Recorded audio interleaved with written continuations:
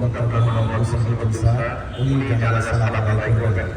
আপনারা জানেন ওনার শিক্ষার একটা বিস্তর জীবন বাংলাদেশ, পাকিস্তান, সৌদি আরবে কেটেছে।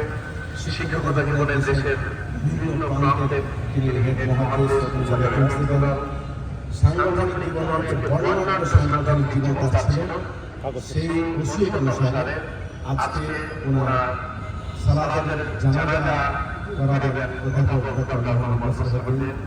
আমি বাংলাদেশ আহলে জামাত। আসসালামু আলাইকুম ওয়া রাহমাতুল্লাহি ওয়া বারাকাতুহু।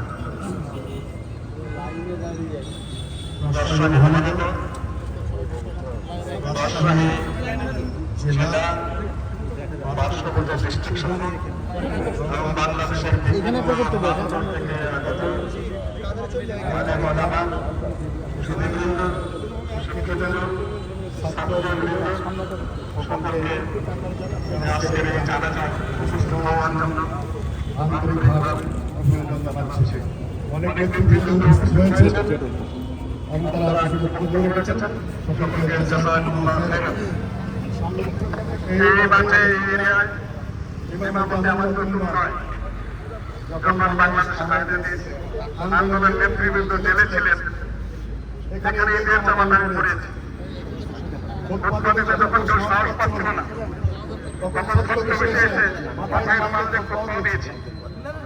আজকে সেই জায়গায় আমাদের নেতা, যিনি উপমহাদেশের প্রখ্যাত আলেম, মুহাদ্দিস, বহু মাদ্রাসা মসজিদের প্রতিষ্ঠাতা, এই আল্লাহর কাছে ইসলামী সালাতের প্রতিষ্ঠাতা প্রিন্সিপাল, বাংলাদেশের হাজারো আলেম উস্তাদ, বাংলাদেশ জমিয়ত আহলে হাদিসের রাজশাহী মহানগর সভাপতি আমার মনে পড়ছেন স্থানীয় ব্যক্তি ছিলেন।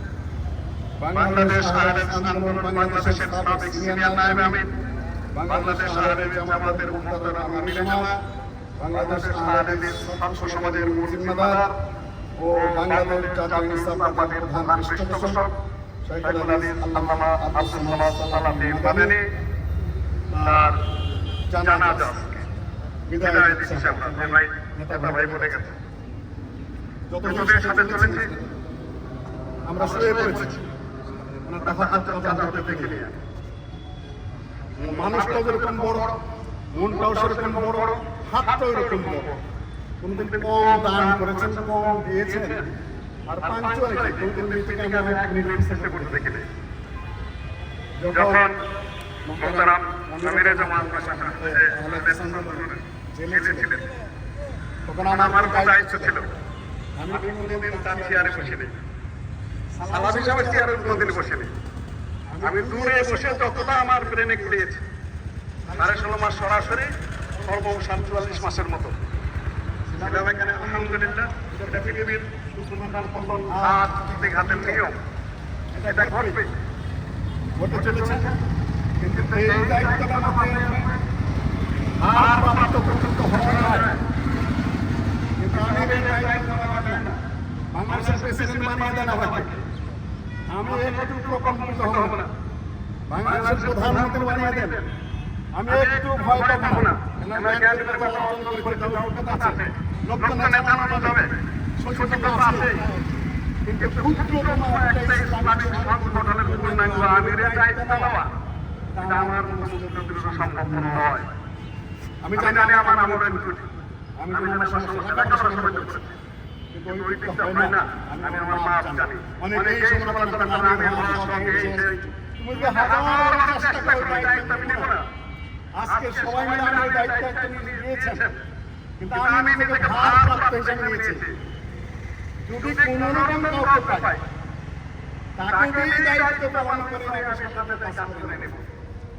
ওমর ইবনে আব্দুল আজিজ, তিনি উমাইয়ার অষ্টম খলিফা, আবার খোলাফায়ে রাশিদিন অষ্টম, আবু বকর, ওমর, ওসমান, আলী, হাসান, মুআবিয়া, আব্দুল্লাহ ইবনে জুবাইর, ওমর ইবনে আব্দুল আজিজ, আটজন ইসলামের রাষ্ট্রপতি 12 জনের মধ্যে। সমাজী বলেছেন, ইমানের সহিহ বুখারীর কিতাবুল ঈমানের প্রথম হাদিসে, ইমান যে আমাদের সাথে সম্পৃক্ত সেটা থেকে ওই ওনার বক্তব্য নিয়ে এসেছেন। আপনি একটা আদি উনি ইমানের একটা গবাহ থাকে, আমি তোমাকে ইমানের বিষয়টা বোঝাচ্ছি। তারপরে বলছেন এইটুকু বলে গেলাম যদি বেঁচে থাকে বিস্তারিত বিবরণ দেবো আর যদি মরে যাই নামুক আলাস্তু হারিসুন আলা সুহবাতিকুম আমার তোমাদের সাথে থাকার কোনো অপশন নাই আল্লাহ বলে আমি একটা খেলাম ছেড়ে দে আল্লাহ তাকে চলে যায় এইটাই থাকা উচিত সম্মানিত উপস্থিতি আপনারা উপস্থিত হয়েছেন আসলে এখানে জানাজার সালাত আদায় করার যোগ্যতা হবে ওসিয়ত করে গেছেন আমাকে ডেকে কাজে আমি এখানে জানাজা করছি আর সাংগঠনিক সিস্টেম আছে আমি যখন গেলেছিলাম তার দায়িত্ব পালন করেছি সিস্টেম সালাম আলাইকুম করে এসেছেন সাথে সাথে নিয়ম অনুযায়ী দায়িত্ব পালন করতে আমি করেছি সিস্টেম কাজে সাংগঠনিক সিস্টেম এখানে প্রফেসর ডক্টর আসাদুল্লাহ উপস্থিতিতে মহানসরের উপস্থিতিতে আমার জানাজার সালাত আদায় করা ঠিক হচ্ছে না কিন্তু ওসিয়ত করে গেছেন এমন সাংগঠনিক সিস্টেম কাজে আমি আদায় করতে বাধ্য হচ্ছি আপনারা আমাকে ক্ষমা করবেন ইনশাআল্লাহ আপনাকে ওনার সক্ষম ওনাকে ক্ষমা করবেন আপনারা মানুষ করে উঠতে পারবেন সবাই ক্ষমা করে দেবেন তিনি দায় মুক্ত মাদ্রাসা মসজিদ যা কিছু করেছেন কোথাও তিনি নিজেকে বসাতে দেন না একদম দায় মুক্ত পরিষ্কার যে দায়িত্ব নেয় সে ধরা খায় আল্লাহ তাকে দায় মুক্ত করে দিয়েছেন সকল মানুষের আল্লাহ তাকে মুক্ত করে নিয়ে গেছেন যদি কারো থেকে ক্ষমা করে দেবেন আর আমার জন্য দোয়া করবেন যত দ্রুত সম্ভব দায়িত্ব আমরা হস্তান্তর করতে পারি। আসসালামু আলাইকুম ওয়া রাহমাতুল্লাহি ওয়া বারাকাতুহু।